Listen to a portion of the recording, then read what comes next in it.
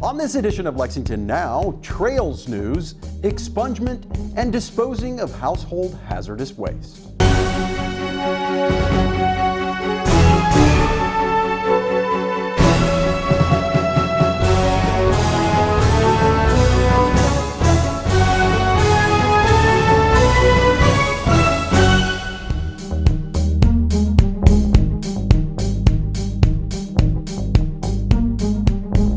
I'm Neil Noah, and welcome to Lexington Now for the week of April 18th, 2022. Mayor Gorton was joined by Lieutenant Governor Jacqueline Coleman for the announcement of the construction of 2 new shared-use trails, further enhancing Lexington's first-class trails system. So today we're talking about the continued expansion of our shared-use path and trail system. A system we have been working on for many, many years that makes it possible to ride or walk miles throughout our city. The state has always been an important partner in the construction of our trails. We are here to announce 2 major projects funded from the Kentucky Transportation Cabinet's Transportation Alternatives Program, or TAP. And TAP provides funding to improve safety and accessibility, as well as to support economic development. And TAP is a federally funded reimbursement program administered through the Transportation Cabinet's Office of Local Programs. This project is for nearly $3 million that's going to come right here to Fayette County. So let's kick it off, and we'll get to our big checks that we have to hand out today. First of all, we are awarding $518,411 to the Lexington Fayette Urban County government. This funding will be used for the Citation Trail Phase 2. And this will fund the construction of a 12-foot wide shared use path that completes the connection from Masterson Hills Park to the Town Branch Trail.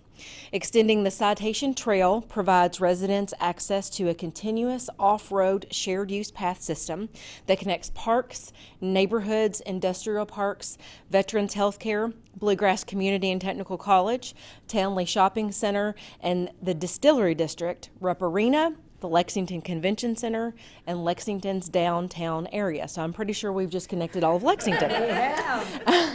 And completing this gap in the trail network provides a continuous shared use path network stretching 28 miles from Masterson Station Park to the Kentucky Horse Park, and completes a gap in a decades-long private and public sector investment in the Town Branch Trail network.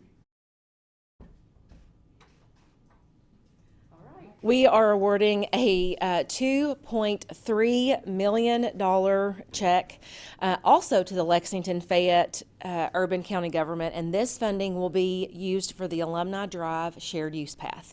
This project will connect Tate's Creek to New Circle with intersection crossing improvements at Chenaway Road and New Circle Road. And it will connect the citizens of Southeastern and South Lexington to UK and the Town Branch Commons. Improved signals, signs, and markings will create a safe way to travel this corridor. Currently, bicyclists and pedestrians are sharing the high-volume roadway, and there is no ADA compliance. So this project will separate bicyclists and pedestrians from vehicles protected by a curb. Improved crossing and signage will also add to the safety of this very busy area. For anyone with a criminal background, it can be very difficult to find meaningful employment. Lexington will be hosting a clinic and job fair aimed at getting those with a nonviolent criminal history a new lease on life. Here's Mayor Gorton. So on Friday, April 29th, we will hold the Clean Slate Lexington Expungement Clinic and Job Fair. Expungement of criminal records is not a new idea. It's been around for a long time and continues to be reformed. Overall, it's focused on those who have misdemeanors and nonviolent felonies on their record. In recent years, the Kentucky legislature has passed laws that have expanded the criminal convictions that are eligible to be removed from criminal records. There are numerous rules and guidelines governing who is eligible, and our legal experts here today can speak to some of those details.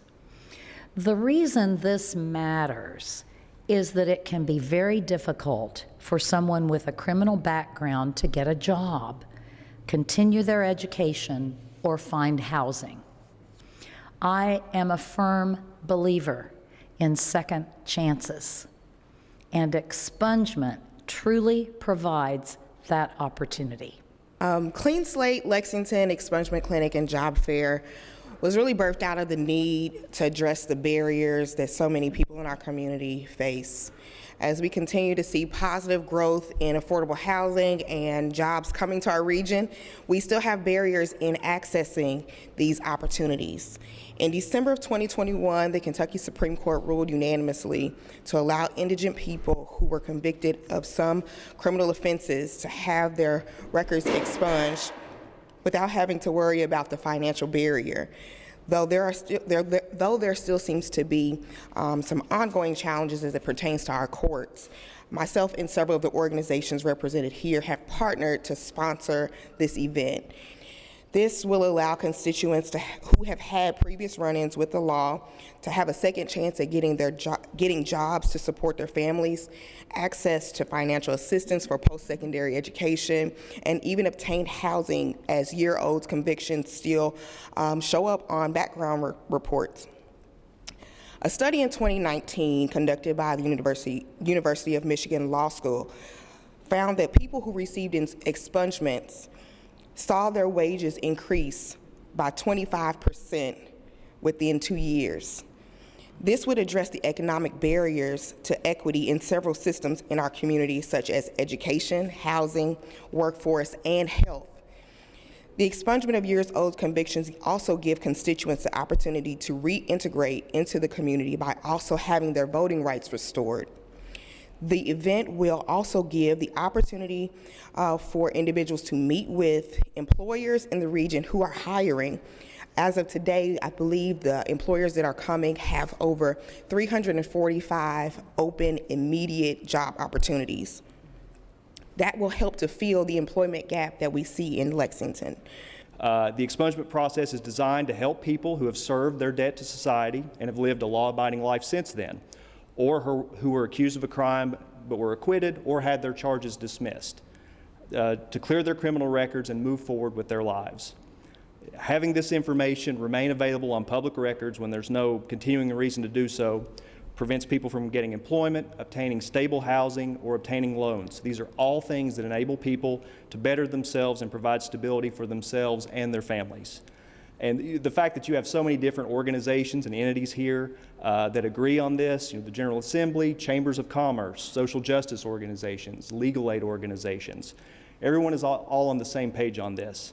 They see the community value that comes with giving deserving people a clean slate and a second chance. This is a wonderful opportunity to enhance the quality of life for those who have made a mistake in the past. And at the end of the day, all we want is to be able to take care of our families with dignity. And this, when you know better, you do better, and this is better. From a judicial perspective, having a conviction, no matter how minor and or a failure to appear, affects the points that are assessed during the evaluation for bond decisions. Bond decisions are based on the probability of you returning to court or reoffending in the community, and all of that is based on what your past is.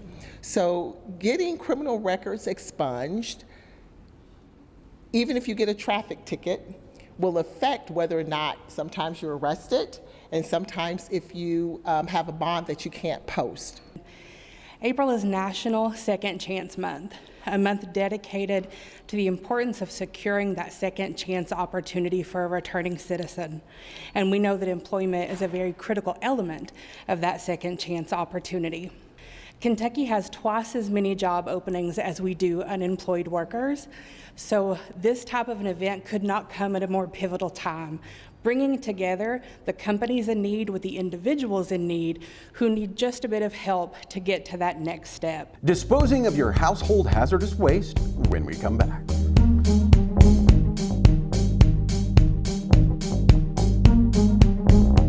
2 ways out. When fire strikes, deadly smoke can fill your home within minutes. That's why the USFA wants you to plan and practice home fire drills. Draw a map of each level of your home showing all doors and windows. Discuss the map with everyone who lives with you. Practice your home fire drill at least twice a year. Make sure all doors and windows that lead outside open easily. Push the smoke alarm button to start the drill. Try feeling your way in the dark or with your eyes closed. Have at least 2 ways out of every room. If your first way out is blocked by fire or smoke, you can use your second way out. If there is smoke, get low and go. Crawl quickly under the smoke to your nearest exit. Close doors behind you and gather at a pre-planned outside meeting place where first responders can see you. Call 911. Remember, get out and stay out. Never go back inside for people, pets, or things. Learn more at www.usfa.fema.gov. Welcome back to Lexington Now. Warmer days this time of year get many people into the mindset for spring cleaning, which often nets us containers of unused or expired hazardous waste in our homes. Lauren Monahan gives us the details on how the city can help. Lexington's Department of Environmental Quality and Public Works is very excited to once again offer an opportunity for residents of Lexington to dispose of hazardous waste at our Spring 2022 Household Hazardous Waste event. So we're here at the site today where we'll be holding this event. It's 1631 Old Frankfort Pike. Residents of Fayette County can bring chemicals such as pesticides, lawn chemicals of that nature, pool chemicals, carpet cleaners, old gasoline, anything like this we will take, and we have a full list on our website if you'd like to check to see if an item is eligible. So we'll be at the site starting at 8:30 a.m. on Saturday, April 23rd to take your waste from you. You don't even have to get out of your car. We'll have employees outfitted in the appropriate personal protective equipment to help unload that from your trunk or your back seat. You can just let us know where it is and we'll take care of it for you. The event will last from 8:30 a.m. until 3 p.m. that day. At these events, we can sometimes see over 200,000 pounds of hazardous waste collected at a single event. And if you can imagine how much that is a significant amount that we're keeping out of the regular waste stream. So we really encourage you to start spring cleaning if you haven't started already. See what you've got sitting around your garage that we don't want you to place in your regular waste receptacle. We want you to bring it out to us. It's free of charge. And we also receive support from the state of Kentucky's Division of Waste Management to help put these on. So thanks to them for helping us support this event in the spring of this year. You can find more information on this and other events that we're hosting this spring at lexingtonky.gov/livegreenlexington. And this is a great resource as we have lots of events happening this spring. You can check us out. You can also call LexCall 311 for more information on all of these events. We hope to see you there. Smoke detectors in good working order are an essential part of keeping your family safe. And the fire department has the resources to ensure you can protect yourself and the ones you love. Making the community safer through the installation of smoke alarms has been a priority for the Lexington Fire Department for years. Several years back, we started applying for federal funding to help us accomplish this mission through the Fire Prevention and Safety Grant. It's through FEMA. And so what we do is we identify neighborhoods that our data indicates is maybe more vulnerable to fire. And then we do door-to-door canvas. We knock on every door and offer free smoke alarms to any home that needs them. We received our last federal grant during the pandemic or right after the pandemic that gave us $25,000 in funding, and we had a 1-year period of performance to spend that money and install the smoke alarms. So far, we've conducted 1 smoke alarm canvas using that federal funding, and we have 2 more that we're planning. So we have 1 scheduled for April 23rd in the Armstrong Mill Road corridor, and we'll likely do our 3rd one in that same area. So typically, we get into about 25% of the homes that we knock on. So if we target 800 homes, then we'll probably get into about 200 of them. On average, we install about 4 smoke alarms per home. our goal is to bring the home up to fire code. So that means putting one smoke alarm in every bedroom, one outside every sleeping area, and one on every level. So that averages out to about 4 overall in the typical home. So research tells us that smoke alarms continue to be a person's best defense in a home fire. The early activation, the early detection, early warning for people to get out, to get us started sooner, that is your very best defense. So national data tells us that 60% of home fire fatalities occur in homes with non-working or non-existent smoke alarms. Our data here locally tells us that statistic is closer to 90% if you look at the fires that happened between 2015 and 2019. So we know that smoke alarms are very effective in doing what they're meant to do. And even having just one working smoke alarm in your home improves your chances of a positive outcome. And so it's really important to us to serve the community that way, to try to make homes safer in our community by giving people, they're very affordable. So to be able to go out and do that is one of the ways we can help accomplish our mission. All smoke alarms have a button on the front of them. It's just a way to test your smoke alarms. There are 2 types of smoke alarms. There are battery operated smoke alarms and there are hardwired smoke alarms. So hardwired smoke alarms are hardwired into the electricity of your home. And the neat thing about those is that when one smoke alarm activates, all the smoke alarms activate. So if there's a fire that, say, started in the basement of your home and your bedroom's in the upstairs of your home, you don't have to wait for that smoke and fire to spread all the way throughout your home before it activates in your bedroom where you might be asleep. When one goes off, they all go off. So when you test your smoke alarms, you should hear, if you have hardwired alarms, you should hear smoke alarms going off in the entire house. Battery operated smoke alarms, they're not interconnected, so they don't talk to each other in that same way, but still they perform very valuable early alert, early detection.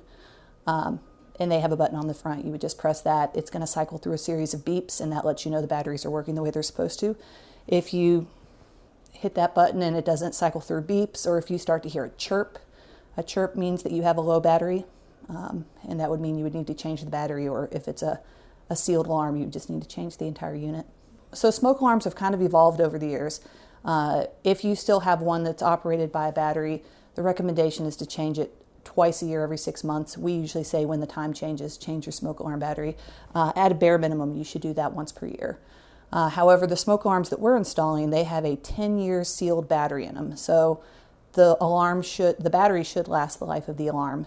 A smoke alarm has a useful life of 10 years, so after 10 years, you would discard the entire unit. You would install new smoke alarms. We are committed to installing smoke alarms in every home that needs them in Fayette County. If you are not in the targeted area in the Armstrong Mill Road corridor, then you can call 231-5662 and you can schedule an appointment for firefighters to come to your home and install smoke alarms. We do this 5 days a week during business hours, so it's something we do year-round. This is one of our flagship programs. We are very committed to making homes safer through the installation of smoke alarms, and we're proud to say that since 2017, our smoke alarm program has been credited with saving 14 lives here in Fayette County. So we know that it is doing a good job of what it's supposed to do, and it's a program that we're committed to keep going. We've got a few live meetings to bring you this week on Lex TV, and you can watch them here or streaming online. And remember, for the most accurate and up-to-date information on all city business, check out our website at lexingtonky.gov. And now here's this week's meeting coverage.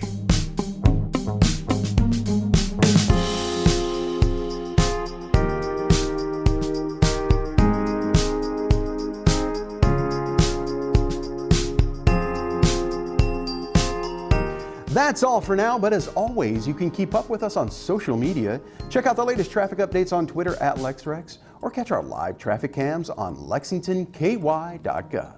For all of us at Lex TV, I'm Neil Noah, and that's it for now.